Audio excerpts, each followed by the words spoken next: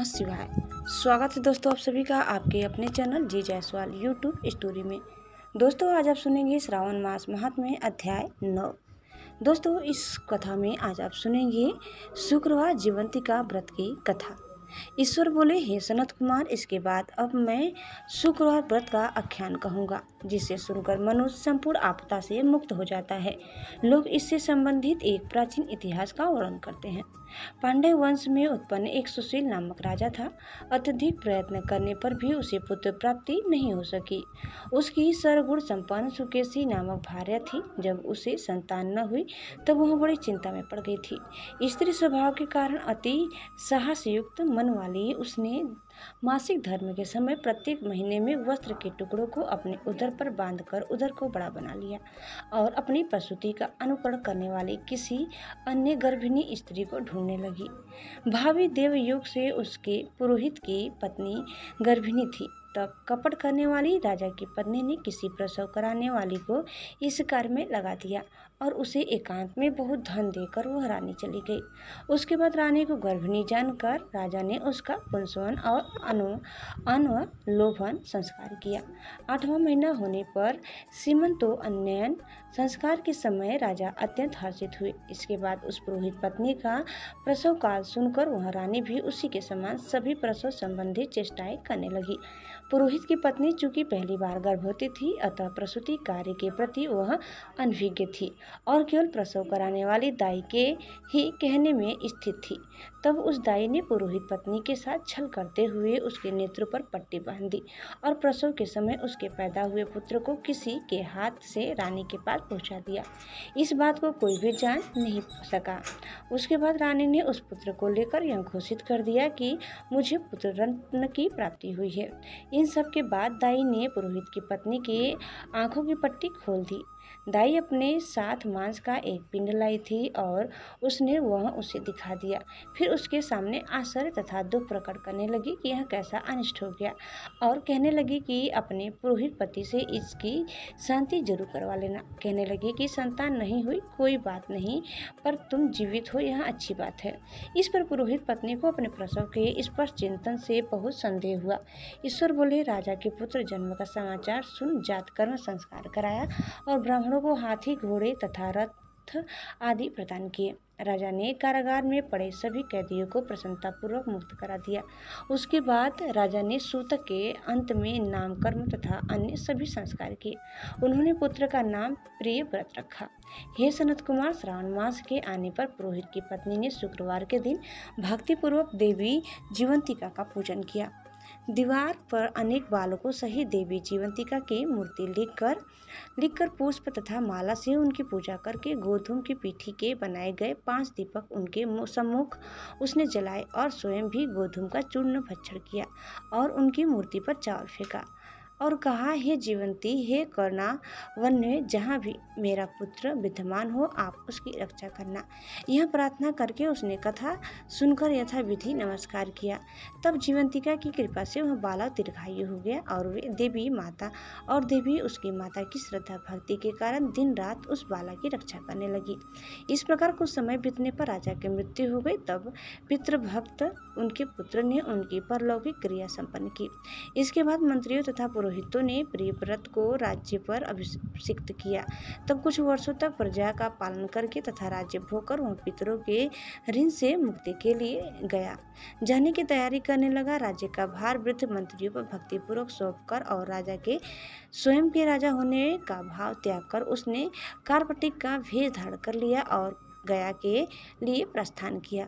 मार्ग में किसी नगर में किसी गृहस्थ के घर में उन्होंने निवास किया। उस समय उस गृहस्थ की पत्नी को प्रसव हुआ था। इसके पहले षष्ठी देवी ने उसके 5 पुत्रों को उत्पन्न होने के 5वें दिन मार दिया था। यह राजा भी उस समय 5वें दिन ही वहां गया हुआ था। रात में राजा के सो जाने पर उस बच्चे को ले जाने के लिए षष्ठी देवी आई। टीका देवी ने उस षष्ठी देवी को यह कहकर रोका कि राजा को लांघकर मत जाओ। तब जीवंतिका को के रोकने पर वह षष्ठी जैसे आई थी वह वैसे ही चली गई। इस प्रकार उस गृहस्वामी ने उस बालक को 5वें दिन जीवित के रूप में प्राप्त किया। ये लोग इतने प्रभाव वाले हैं, यह देखकर उस गृहस्थ ने राजा से प्रार्थना की, हे राजन, आपका निवास आज के दिन मेरे ही घर में हो। हे प्रभु, आपकी कृपा से मेरा यह छठा पुत्र जीवित रह गया है। उसके इस प्रकार प्रार्थना करने पर करुणानिधि उस राजा ने कहा कि मुझे तो गया जाना है। तब राजा गया के लिए प्रस्थान कर गए। वहाँ पिंडदान करते समय विष्णुपद देवी पर वेदी पर कुछ अद्भुत घटना हुई। उस पिंड को ग्रहण करने के लिए 2 हाथ निकल कर आए। तब महान विस्मय युक्त राजा संशय में पड़ गए और पुनः पिंडदान कराने वाले ब्राह्मण के कहने पर उन्होंने विष्णुपद पर पिंड रख दिया। इसके बाद उन्होंने किसी ज्ञानी तथा सत्यवादी ब्राह्मण के इस विषय में पूछा।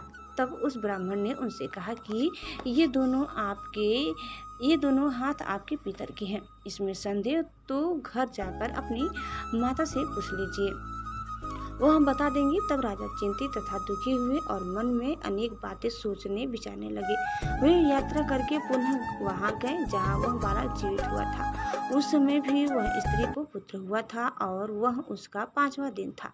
वह जो दूसरा पुत्र हुआ था उसे लेने रात में फिर वहीं षष्ठी देवी आई। तब जीवंतिका के दोबारा रोके जाने पर उस षष्ठी देवी ने उनसे कहा, इसका ऐसा क्या कृत्य है, अथवा क्या इसकी माता तुम्हारा व्रत करती है जो तुम रात दिन इसकी रक्षा करते हो। तब षष्ठी का यह वचन सुनकर जीवंती ने धीरे से मुस्कुराकर इसका सारा कारण बताया। उस समय राजा शयन का बहाना बनाकर वास्तविकता जानने के लिए जाग रहा था, अतः उन्होंने जीवंती और षष्ठी दोनों की बात सुन ली। जीवंती ने कहा, हे षष्ठी, श्रावण मास में शुक्रवार को इसकी माता मेरे पूजन में रत रहती है और व्रत के संपूर्ण नियम का पालन करती है। वह सब मैं आपको बताती हूँ।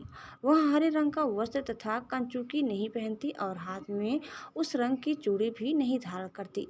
वह चावल के धोने के जल को कभी नहीं लांघती, हरे पत्तों के मंडप के नीचे नहीं जाती और हरे वर्ण का होने के कारण करेले का साग भी वह नहीं खाती। यह सब वह मेरी प्रसन्नता के लिए करती है, अतः मैं उसके पुत्र को किसी को मरने नहीं दूंगी। यह सब सुनकर राजा प्रियव्रत अपने नगर को चले गए। उनके देश के सभी नागरिक स्वागत के लिए आए। तब राजा ने अपनी माता से पूछा, हे माता, क्या तुम जीवंतिका देवी का व्रत करती हो? इस पर उसने कहा कि मैं तो इस व्रत को जानती भी नहीं हूँ। इसके बाद राजा ने गया यात्रा का समुचित फल प्राप्त करने के लिए ब्राह्मणों तथा सुवासिनी स्त्रियों को भोजन कराने की इच्छा से उन्हें निमंत्रित किया और व्रत की परीक्षा लेने के लिए सुवासिनियों को वस्त्र, कंचुकी तथा कंकड़ भेजकर कहलाया कि आप सभी को भोजन के लिए राजभवन में आना है।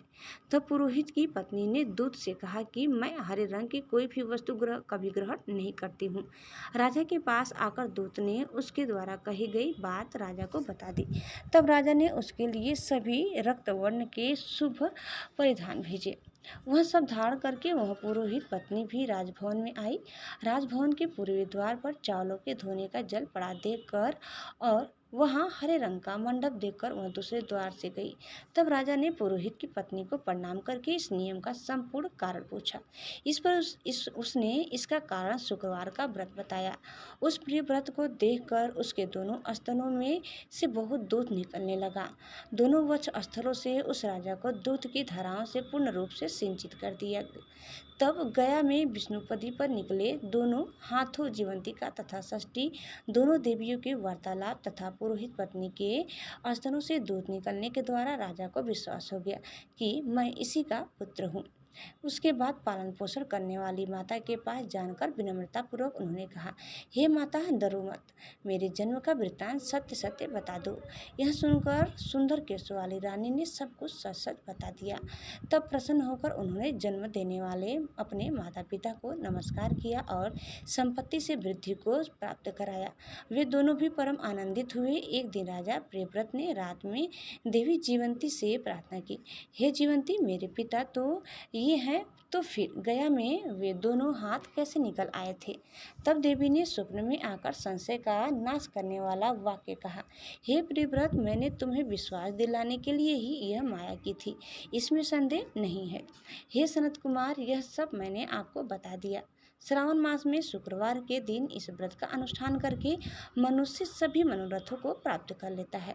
दोस्तों, इस प्रकार श्री स्कंद पुराण के अंतर्गत श्री ईश्वर सनत कुमार संवाद में श्रावण मास महात्म्य में शुक्रवार जीवंतिका व्रत का कथन नामक 9वां अध्याय पूर्ण हुआ। उम्मीद करते हैं कि आप सभी को आज का हमारा यह कथा जरूर पसंद आई होगी। कैसी लगी कमेंट करके बताइए। चैनल में नए हैं तो प्लीज़ लाइक शेयर और सब्सक्राइब करना न भूलें। धन्यवाद। ओम नमः शिवाय। हर हर महादेव।